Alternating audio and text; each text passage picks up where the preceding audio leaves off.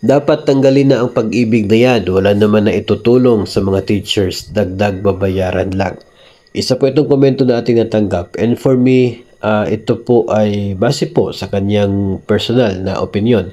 Pero kung titingnan po natin, bago po tayo pumasok sa gobyerno, bago po tayo nag-apply sa trabahong ito, ay nandyan na po yung deduction sa pag-ibig.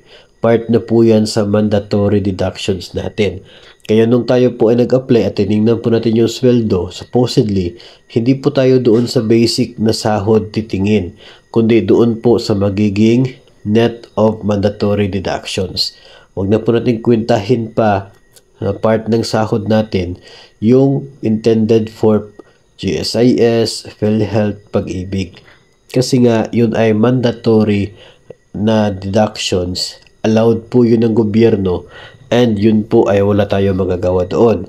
Yun talaga ay ibabawas. And also, kapag tayo sa ngayon ay pwede nating isipin na walang silbi itong deduction ng pag-ibig, dagdag lamang sa bayarin po natin. Pero kapag tayo naman po ay naging eligible doon sa withdrawal ng ating pong savings na yan, ay siguro doon yung time na marirealize natin na may purpose din pala itong pag-ibig fund. Siguro ay hindi po ninyo nabasa kung ano po yung purpose ni pag-ibig fund. Yun po ay nagsisilbing savings po natin, no, habang tayo po ay employed by the government o kahit po ay doon po sa private o kahit po tayo ay nag-decide bilang mga self-employed na mga miyembro ng pag-ibig fund.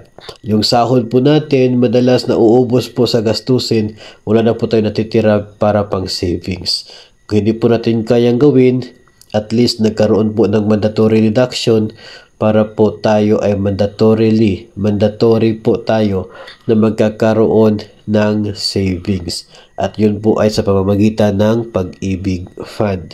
So, hindi lamang po tayo ang nagko-contribute para sa savings na yan, kundi maging ang atin din pong employer. So, nagdideduct ng 200 ngayon sa atin, 200 din po yung ibibigay ni employer at yun po ang magiging savings natin every month. At siya pong iipunin hanggang sa panahon na tayo ay maging eligible na doon man sa optional withdrawal o kaya ay sa maturity o kaya ay during our retirement. Ang maganda pa po dyan sapagkat at least 70% ng kinikita ng pag-ibig fund ay pinaghati-hatian ng lahat ng mga miyembro bilang dividends. So may interest po ang savings na atin pong iniipon doon sa pag-ibig fund. Siguro ngayon hindi pa po ninyo nakikita yung purpose, pero kapag the time na eligible ka na para mag-withdraw at mahahawakan mo na yung pera na naipon galing sa pag-ibig fund, siguro that's the time na ma-appreciate mo ng wasto yung purpose ng pagkakaroon ng pag-ibig fund savings.